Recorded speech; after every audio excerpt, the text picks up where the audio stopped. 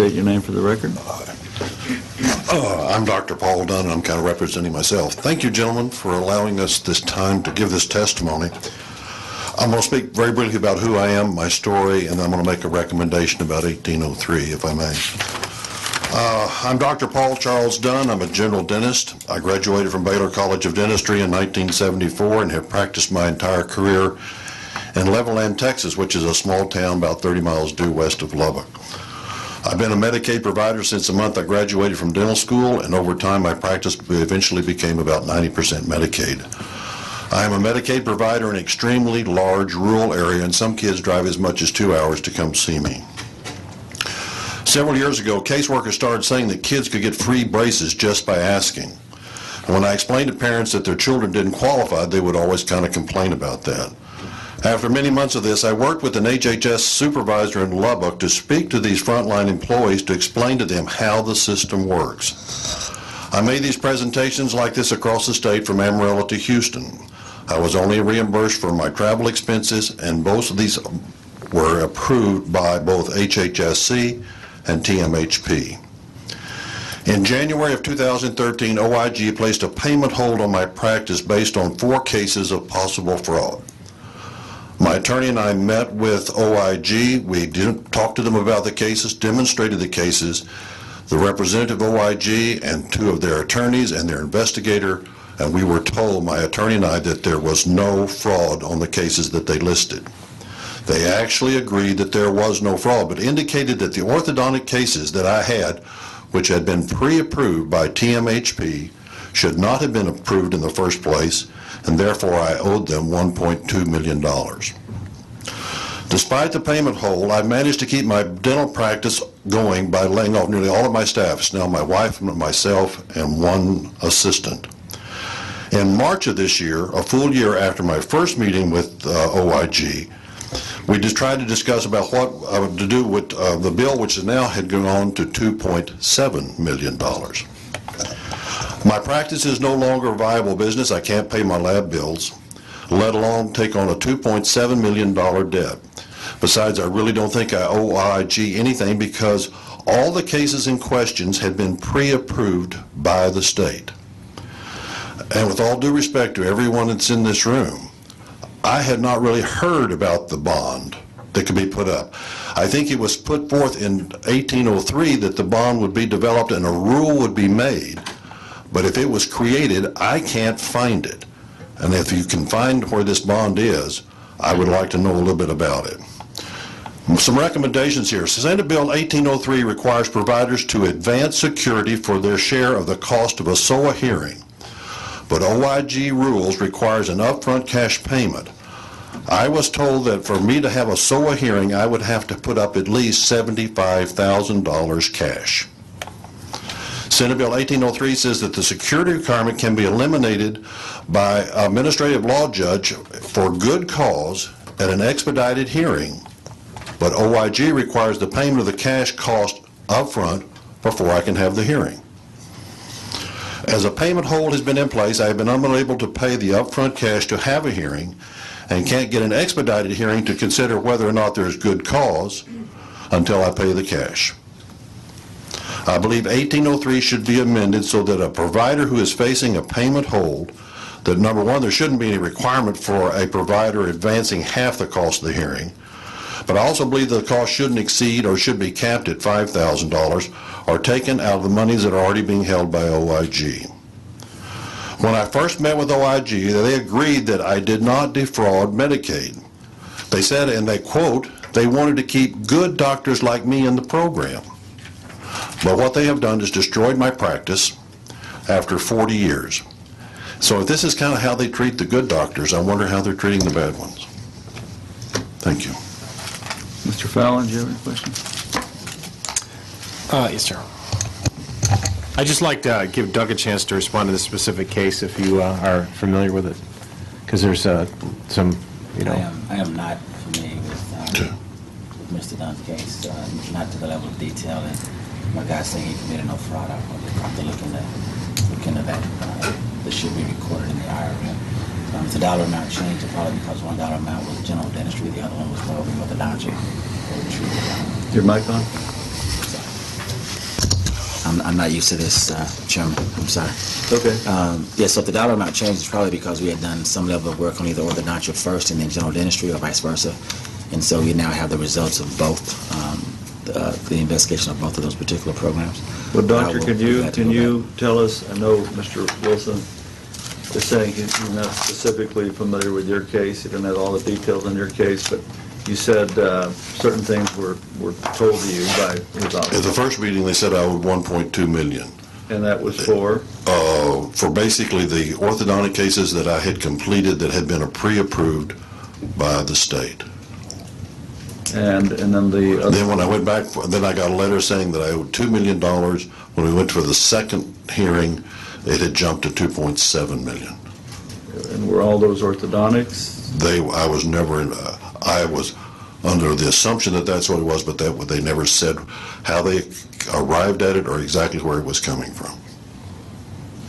And again, with reference to your case, how many cases did they specifically cite? That we looked at your records? They originally came in and took 82 records from my office 2 years ago.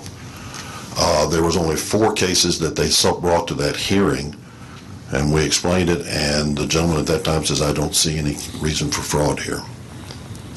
But then after that, at some point, so you think that they kept looking at those 85? I don't know. I've had extremely, very, very, very little correspondence from OIG.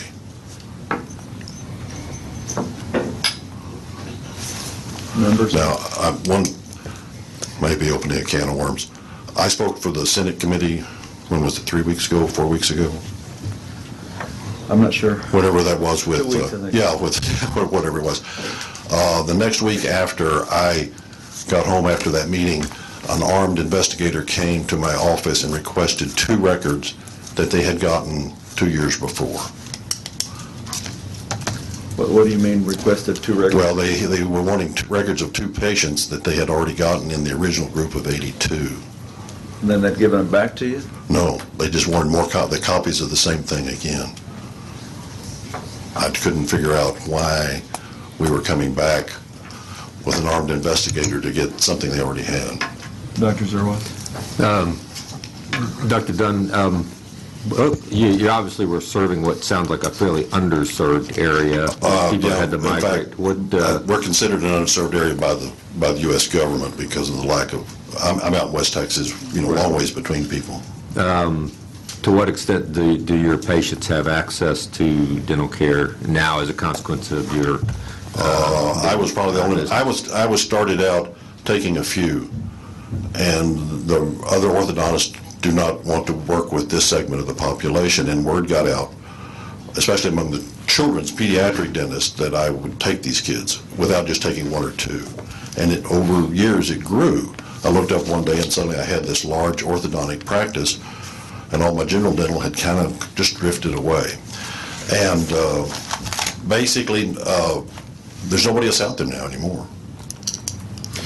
And kind of an unrelated question, but going back to when you were originally cited by the Inspector General, how much notice were you given before they came on site to actually They picked up, get the records? They called and got some records like in August, and then it was the 2nd of January 2012 that I got the letter that I was put on 100% payment hold.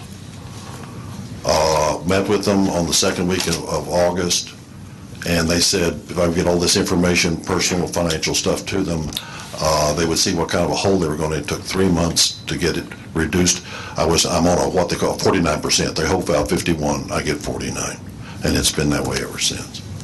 But the interesting sidelight on this whole thing is that the amount reported to the IRS was the total amount that I did and not the 49% that I got. So I'm having to deal with the IRS proving to them that I didn't receive this extra 51%. A little side thing but that may have been more from the managed care people than it was from OIG. I'm assuming the 49%, 49.51 was a reduction because there wasn't any blatant fraud, but there were some questions obvious that care was given that in their eyes should not have been given, And I assume. They said they felt I could operate based on my expenses and my financial information, that I could operate my office on 49% of what I was making. And the only way I've been able to do that is reduce it down to my wife and I and one person. And the young man that's in with me that bought my building about 4 years ago has not been charging me rent. I see. Okay. Thank you, Mr. Chairman. Members, any other questions?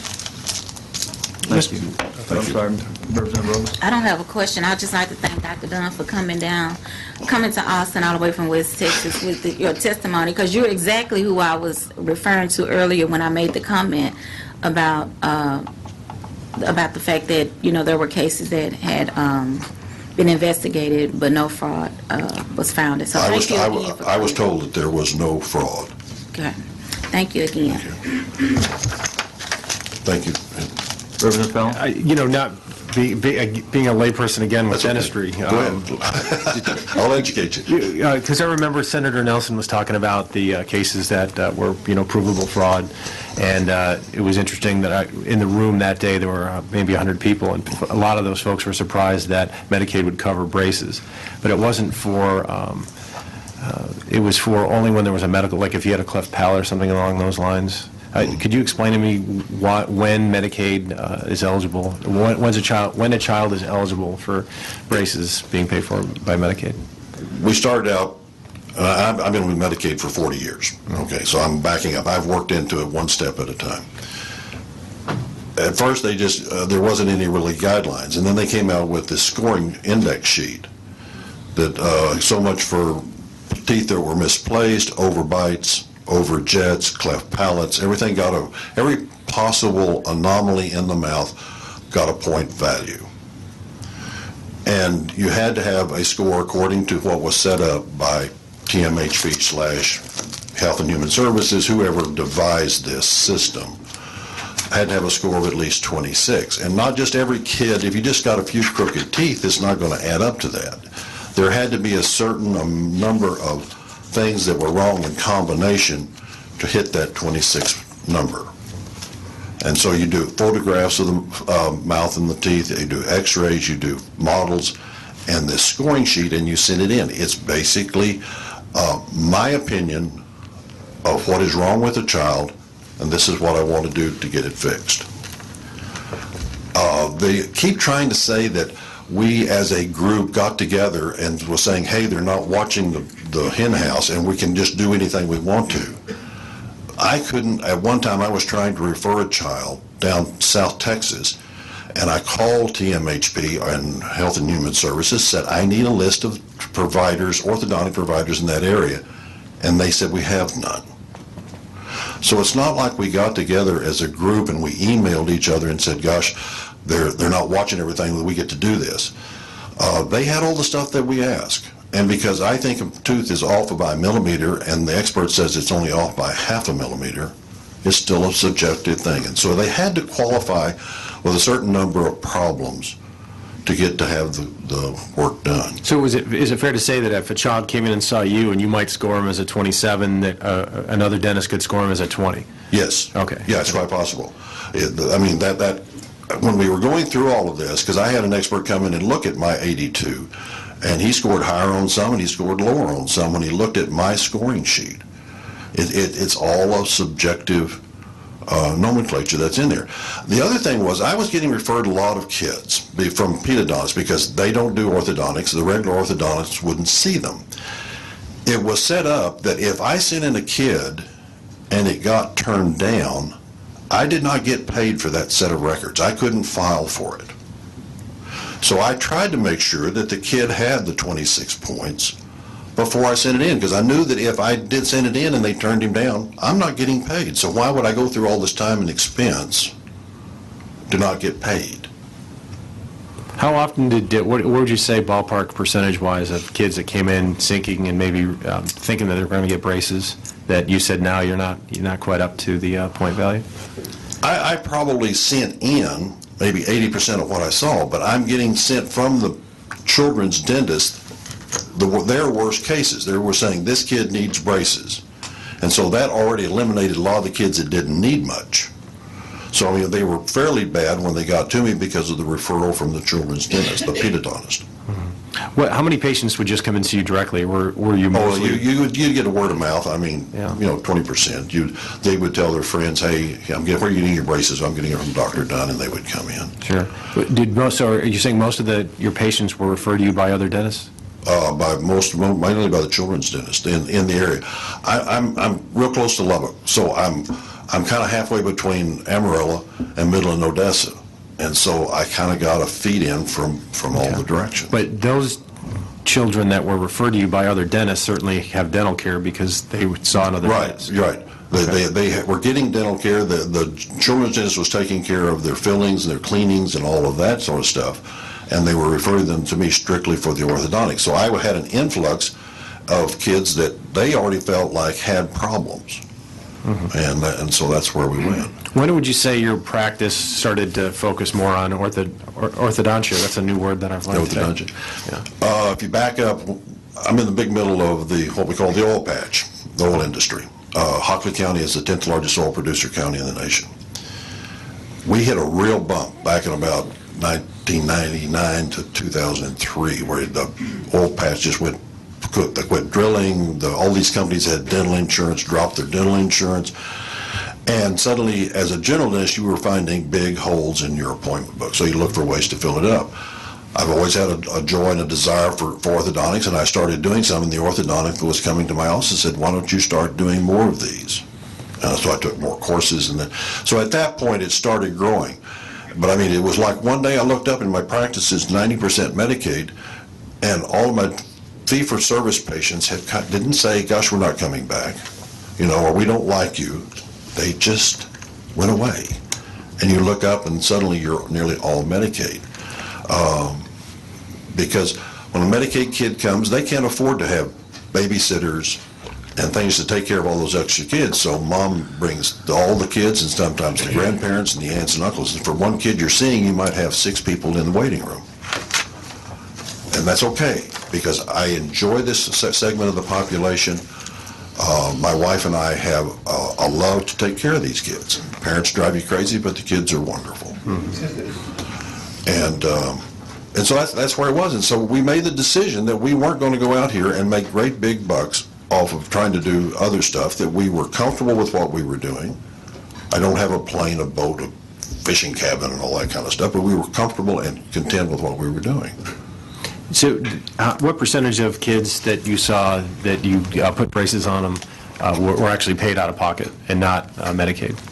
Or were they all Medicaid in your practice? 70% Medicaid. Okay, so there was a significant portion that paid out of pocket. But all at that same time, though, if a kid comes in and he doesn't qualify, he's Medicaid, and you cannot tell that mother, I will do it for X number of dollars out of your pocket until I had been turned down, till that kid had been turned down by the state. I can't charge a Medicaid kid for something that supposedly is covered by Medicaid until I get something from the state saying they've been turned down. Now I can actually go to the parent and say, we can do this on a private basis, just like every other kid. When you sent, when a child hit that score 26 or above, Right. and you sent it into TMHP, did they ever send one back saying nope? Yeah, I got, especially in the beginning, I got a lot of turn downs. And did it ever get to a point where, maybe at the beginning they were turning you down, but then suddenly they just never turned you down again? I think as we suddenly realize now that the TMHP wasn't looking at the cases. Mm-hmm. They were rubber stamping it, but we didn't know that. Because number one, I tried to make sure that they were going to qualify for what I thought was 26 to begin with. Because I wanted to get paid even for the records and stuff, and if they turn them down, they don't. So I tried to make sure they hit that mark to begin with. What's the highest possible score? I mean, does it go to 50? Does it go to 80? Yeah, I mean, if you get to 50, that's that's a bad you're talking situation. big cleft palate, bilateral hair lips, and I don't do that anyway. Sure. Orthodontic surgery cases that we would have to send to a neural surgeon, but between 26 and 36 was very common. So it's fair to say, because it is somewhat subjective, as you mentioned before, that if you got a high score, you knew that there were some no-doubters, right? I mean, there's some, this is definitely going to be covered. Pretty much 100 dentists see this, 100 are going to agree. Yeah. And then there are those that are Subjective. There are some that you kind of go, You come in at 25 or 26 or 27, Yeah. maybe I'm going to get paid, maybe I'm not. right. But again, before I could tell that parent, though, that you're going to have to pay for this out of your pocket, I had to have it turned down by the state. Okay, thank you. Thank you, Doctor. Thank you. Appreciate it.